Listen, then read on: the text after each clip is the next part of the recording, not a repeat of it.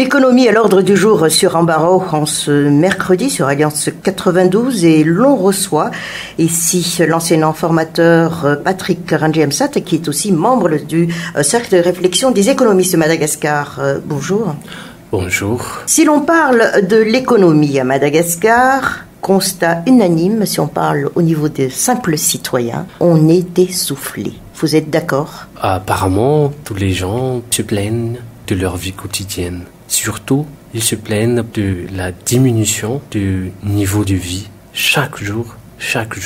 Donc, pourquoi? C'est parce que peut-être l'économie n'est pas encore capable de répondre à leurs besoins quotidiens. Et ça, c'est la responsabilité de qui? C'est l'État qui est responsable de tout, de l'ensemble de l'économie, du développement, de le pilotage de l'économie en général.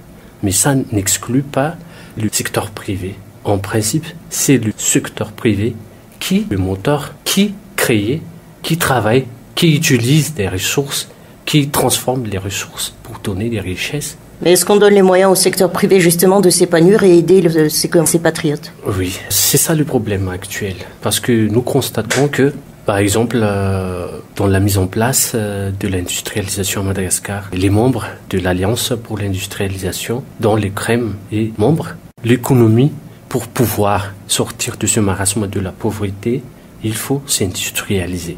Quand on parle de l'industrialisation, il y a de reformulation, il y a aussi de la restructuration du niveau de production de chaque secteur qui est porteur, qui est le secteur créateur de richesses et porteur de devises à Madagascar.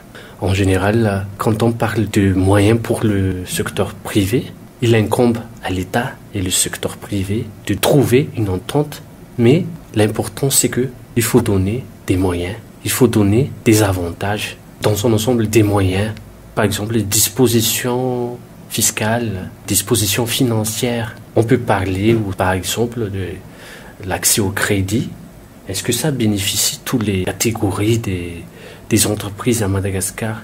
Donc, il faut que l'État trouve, avec le secteur privé, comment ils peuvent trouver une entente pour que le secteur privé, porteur, créateur de richesses, s'élargit un peu. Ce ne sont pas les rencontres qui ont manqué si on parle de secteur privé et puis l'administration, mais n'empêche, il y a toujours des points qui n'ont pas eu de suite. Et si l'on parle aussi de loi de finances, parlons-en un peu. Comment vous voyez nos lois de finances et en face alors, on a cette pauvreté? Si nous allons se situer un peu par rapport à la loi des finances 2017, on a un taux de croissance à 4,9%, mais le problème, c'est que on pense que cette croissance, c'est une augmentation de richesse par rapport à la situation précédente. Mais le problème, c'est que la population malgache ne se sent pas être bénéficiaire de ce taux de croissance. C'est parce que il y a forcément des raisons. Donc, pour moi, peut-être, il y a une croissance, mais ce sont certaines catégories de population, entre autres les catégories, peut-être les catégories riches. Il y avait une augmentation de la part des riches à Madagascar. C'est peut-être ça. Mais actuellement, les Malgaches, quand on voit la situation actuelle, on sent encore qu'il n'y a pas d'amélioration de niveau de vie de chaque ménage et surtout dans les milieux les plus reculés de Madagascar. Ils ne sont pas encore bénéficiaires de ce niveau de croissance. Quand on parle aussi dans la loi de finances, il y a l'augmentation de chaque secteur. Par exemple, dans la loi de finances 2018, on a une augmentation de 5,1 par rapport à la loi de finances 2017. C'est parce que le gouvernement projette d'augmenter un peu le secteur secondaire pour pouvoir constituer ce 5,1%. Donc, en général, dans la loi des finances, l'augmentation du secteur primaire, c'est à l'ordre de 3,2%.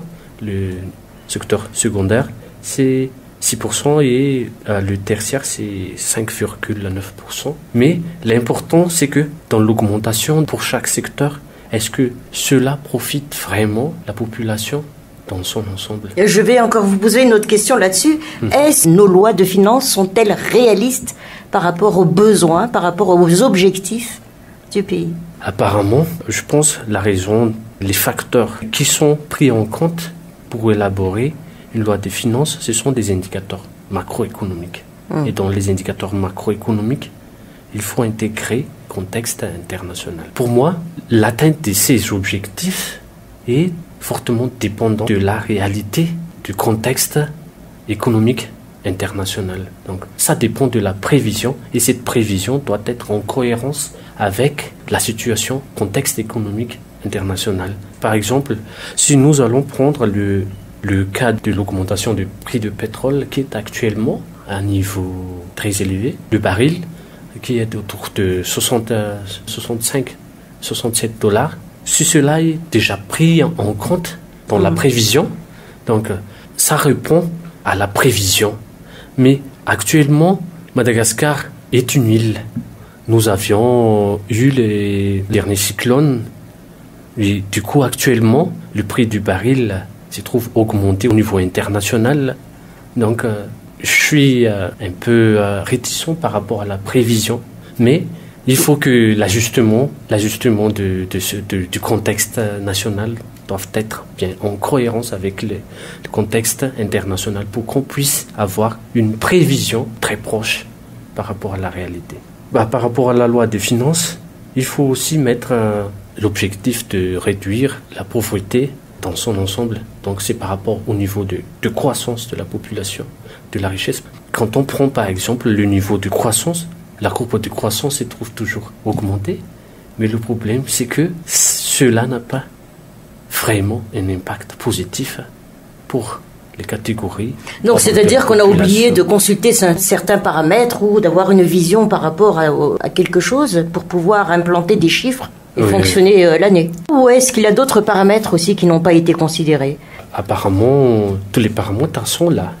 Tous les paramètres sont là. Mais je pense que dans ces paramètres, il faut bien trouver une prévision réaliste. Parce que, en fait, on est parfois ambitieux, mais on ne sait plus quoi faire avec le cyclone, avec les... Oui, mais les intempéries, c'est tous les ans quand même. Oui, par rapport à cela, il faut avoir un plan, une prévision, pour qu'on ne puisse pas être toujours vulnérable chaque année. Parce que, vous voyez, les cyclones ont une forte conséquence par rapport à l'économie de Madagascar. Donc, il faut être déjà prêt pendant toute l'année. Il faut établir un plan pour faire face à l'aléa climatique. Entre-temps, le citoyen peine et fait face à l'augmentation de l'électricité, par exemple, ou les petites et moyennes entreprises font face aux pressions fiscales. L'euro qui se situe à 4 milliards, tout cela va mener à quoi s'il n'y a pas des mesures et quelles sont les mesures à prendre expressément, selon le CREM? Si nous allons prendre par exemple par rapport au cas des entrepreneurs, vous voyez que trop de coûts, ça tue les entreprises. Donc, il faut que par rapport à ce coût, l'État mette en place un système qui permet de motiver les producteurs, surtout les producteurs locaux qui bénéficient de la structuration de l'économie dans son ensemble. C'est-à-dire, il faut que l'État donne beaucoup plus de souplesse pour les entrepreneurs locaux afin qu'ils puissent se développer, afin qu'ils puissent affronter le contexte de concurrence internationale. Par exemple aussi par rapport au marché du Comisa, comment l'État soutient les opérateurs internes, les opérateurs nationaux pour pouvoir avoir le seuil pour faire face aux concurrences étrangères. La population qui se plaigne tout le temps, il n'y a pas trop d'entreprises qui créent vraiment des emplois décents, par exemple. C'est parce que les coûts augmentent toujours. Et surtout, les entreprises ne veulent pas recruter des gens qualifiés, alors que vous trouvez qu'à Madagascar, le niveau d'éducation des citoyens est encore un peu plus bas, qui ne même pas satisfaire les besoins des entreprises. Par rapport aux devises, au l'AREA, actuellement, le niveau des devises, c'est-à-dire l'euro, augmente à peu près 4000, plus de 4000 arrières.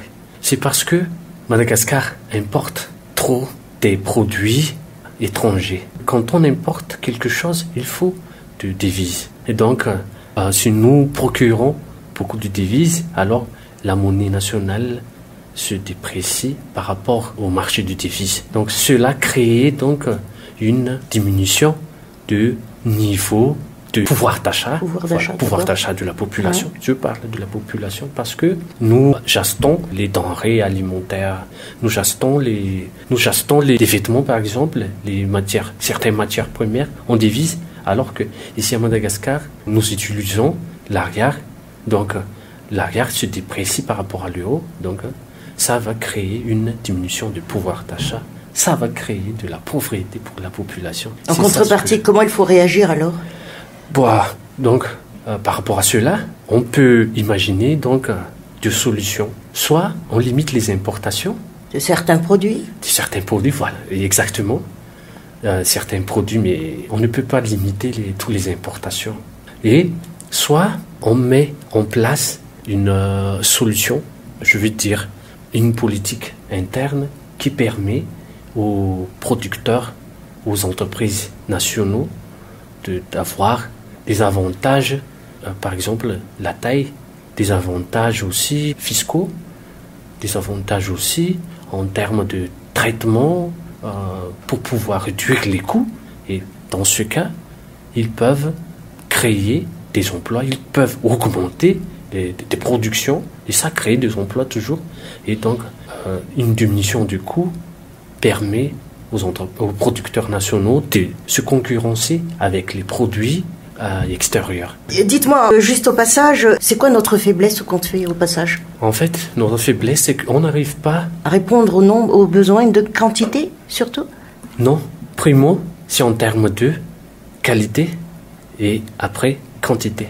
Vous voyez, un ami m'a demandé, il a eu une relation avec un étranger qui cherche, par exemple, une quantité de miel jusqu'à 300 tonnes en un mois. Est-ce qu'un producteur malgache peut trouver 300 litres de miel sur le marché international? C'est ça le problème.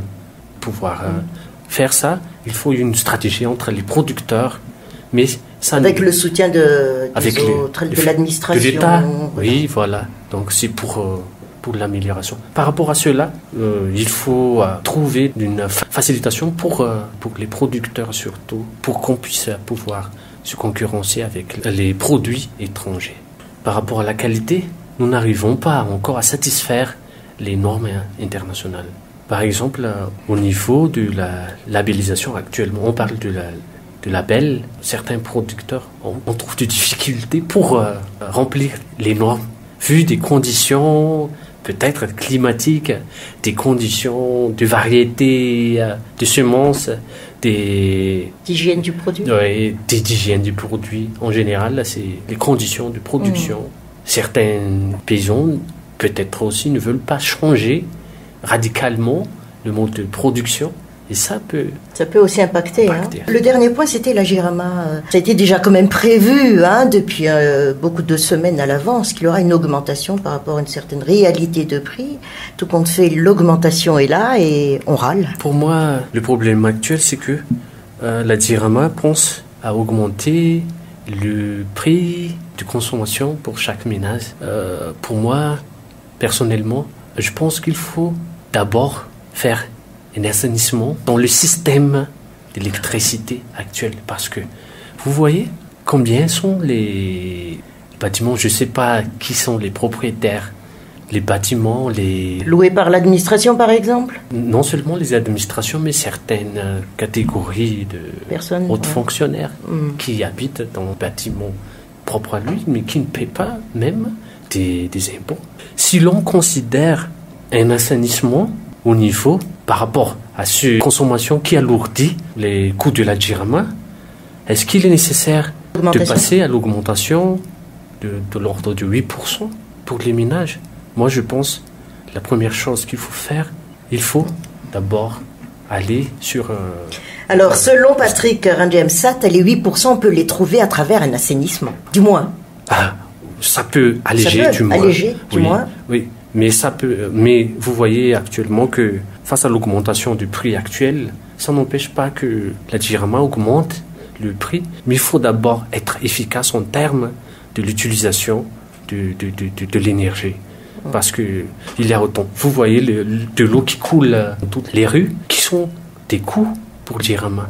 Je pense qu'il faut d'abord aller sur la régularisation de cette situation plutôt que d'augmenter les prix. Mais après, il faut aller sur le prix après avoir fait ce que c'est pour cet assainissement. De vos activités quand même, au niveau du crème, vous faites des débats, des rencontres, des points de presse. On vous écoute? Oui. Par rapport à cela, le crème organisait des débats, des conférences, des rencontres, mais aussi des pourparlers avec certains gens pour qu'ils Vous puissent plaidoyer partager. aussi? Oui, Ouais. à certains moments avec l'industrialisation par exemple, pour pouvoir partager ses points de vue par rapport à la situation actuelle. Mais le cercle de réflexion des économistes sera toujours disponible pour toutes les catégories de personnes pour pouvoir donner ses points de vue, ses expériences en tant que cercle de réflexion. Il donne des arguments, peut fournir des explications par rapport à la réalité, mais nous ne pouvons pas prendre du pouvoir pour qu'on puisse changer les choses d'un temps à l'autre, mais c'est aux responsables qui l'utilisent ou non. Nous sommes toujours disponibles pour partager, pour offrir des solutions par rapport à la situation de l'économie, par rapport à l'envergure de l'économie qui est actuellement un peu floue. Par rapport à cette activité de crème, nous avons organisé l'année dernière chaque jeudi, le jeudi du crème, c'était une conférence de presse. Mais pour cette année, peut-être en mois de mars, nous voulons organiser un forum pour des économistes. Donc ça, c'est pour trouver des solutions, c'est pour organiser des débats entre les politiciens, entre les leaders politiques et les leaders de société civile, du gouvernement même. Donc c'est par rapport à cela, le crème reste toujours à la disposition de toutes les catégories des acteurs économiques, des acteurs qui veulent avoir des idées du crème par rapport à la situation. Dernier point, s'il vous plaît, le buzz de la semaine dernière. Oui. Par rapport à cela... On parle ici, chers auditeurs, des chiffres sortis par rapport aux appels d'offres. Les appels d'offres du ministère. Moi, je pense qu'on ne peut pas sortir du marasme de la pauvreté si on ne peut pas éliminer la corruption. Une économie forte et saine vont de pair avec la bonne gouvernance d'abord. Et donc, surtout, la mise en place d'une institution forte. Ce que je veux dire d'une institution forte, ce sont les institutions qui sont responsables de toute la régulation de toutes les activités, que ce soit économiques ou politiques. Et par rapport à ce buzz, je pense que c'est ça le défi important que l'administration devrait faire face. Parce que, en fait, chiffres énormes comme ça discrédite l'administration, en fait. Je pense qu'il faut éliminer le genre de corruption. Mais il faut instaurer aussi la question de bonne gouvernance. L'État doit être gardien de cette bonne gouvernance et strictement pour l'application de cette gouvernance. Le problème, c'est est-ce que vraiment les impôts versés par les citoyens sont utilisés à ce que l'État a prévu par rapport à ces programmes? Et en voyant ce chiffre, comment imaginer combien de contribuables ont contribué pour un montant très très élevé pour pouvoir seulement acheter des pneus de voiture? Ça, c'est inimaginable. Imaginable. Ah oui, ouais. Voilà. Et pourtant, c'est vrai, actuellement, on essaie de voir un peu les choses, qu'est-ce qui s'est passé entre-temps, mais si c'est présenté sur un site web, en principe, c'est parce que ça doit être visible, non? C'est accessible à tout citoyen. Oui, parce que les citoyens ont droit à l'information. Mais il faut que les informations qu'on met dans le site web doivent être une information de qualité, une information réelle, une information qui est très proche de la réalité. Mais par rapport à cela, le risque, c'est que ça peut désencourager certains contribuables si on ne fait pas attention. C'était l'embarras ici de Patrick Rangemsat, qui n'est autre qu'enseignant, formateur, économiste et membre également du Cercle de réflexion des économistes de Madagascar. Merci à vous. Merci à vous et merci pour les auditeurs.